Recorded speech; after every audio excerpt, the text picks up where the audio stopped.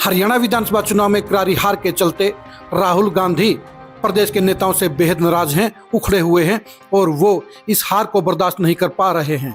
राहुल गांधी अब हरियाणा को लेकर बेहद सीरियस हो गए हैं और इसलिए हरियाणा में अब संगठन को लेकर राहुल गांधी बड़ा बदलाव लाने का मन बना चुके हैं। यानी अगले कुछ दिनों के अंदर हरियाणा कांग्रेस के अंदर बड़ा उलटफेर होता नजर आएगा, नई जिम्मेदारियां आती नजर आएंगी और पुराने पदाधिकारियों और पुराने चौधरियों की छुट्टी होती नजर आएगी।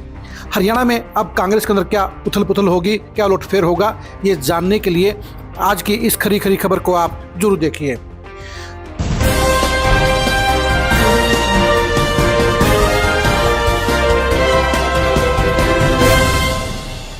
हरियाणा में विधानसभा चुनाव को लेकर राहुल गांधी बेहद आशावान थे।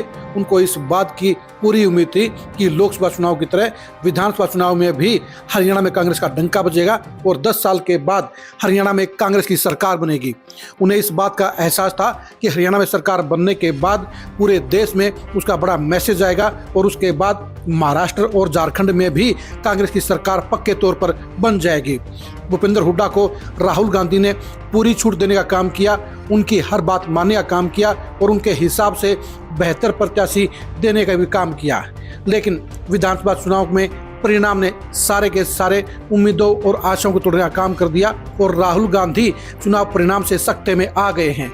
राहुल गांधी को ये समझ में नहीं आ रहा है कि जब लोकसभा चुनाव में बीजेपी से 5 सीटें छीन ली गई थी तो ऐसे में विधानसभा चुनाव में सारा मामला गड़बड़ कैसे हो गया और जीती हुई बाजी कैसे हारी गई।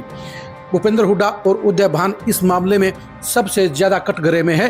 राहुल गांधी ने कल खड़गे के साथ जो समीक्षा मीटिंग बुलाई थी उसमें राहुल गांधी के तेवर बेहद तीखे थे और वो हार के कारणों की जिम्मेदारी तय करने की बात कह रहे थे।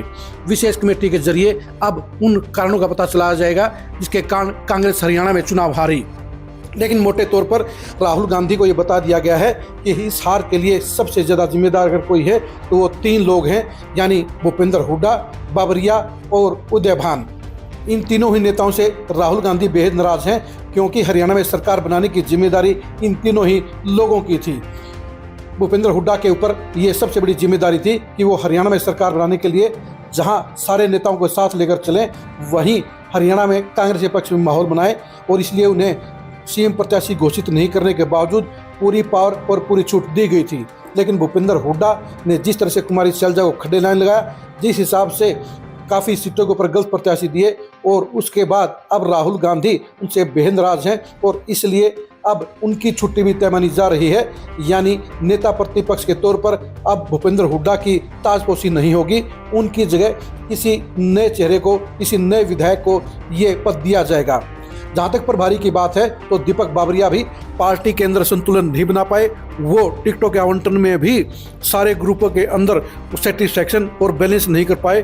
भूपेंद्र हुड्डा के साथ सेटिंग में उन्होंने एक तरफा कार्रवाई की जिसके चलते बाकी खेमों के नेता नाराज हो गए और कांग्रेस के अंदर अनबैलेंस हुआ और यही वजह रही कि कांग्रेस को 2 दर्जन सीटों पर बागियों के कारण हार झेलनी पड़ी और कांग्रेस सत्ता से बाहर हो गई। यही वजह है कि बाबरिया की ईमानदारी से नहीं की गई कार्रवाई के कारण ही उनकी अब प्रभारी पद से छुट्टी हो सकती है। उदय भान भी इस मामले में पूरी तरह से फेल साबित हुए हैं। प्रदेश कांग्रेस के अध्यक्ष के तौर पर दलित वोटरों को अपने साथ जोड़ने की उनकी सबसे बड़ी जिम्मेदारी थी और उदय भान अपने आप को हरियाणा का सबसे बड़ा दलित नेता भी शो कर रहे थे। लेकिन वो खुद ही विधानसभा चुनाव हार गए जिसके चलते उनकी पोल खुल गई है और अब हाईकमान उनको प्रदेश अध्यक्ष के तौर पर आगे नहीं जारी रखना चाहता है और अब किसी नए चेहरे को प्रदेश अध्यक्ष बनाना चाहता है। यानी राहुल गांधी अब हरियाणा में टोटल की टोटल अब मैनेजमेंट में पलटफेर करेंगे, नए चेहरे को मौका देंगे। अगले चंद दिनों में हरियाणा कांग्रेस में इन तीनों ही नेताओं की छुट्टी होने के आसार हैं और उसके बाद नई जिम्मेदारियों के साथ हरियाणा में अगले 1 से 2 महीने में पार्टी का संगठन भी बनाने के लिए राहुल गांधी सीरियस हो गए हैं।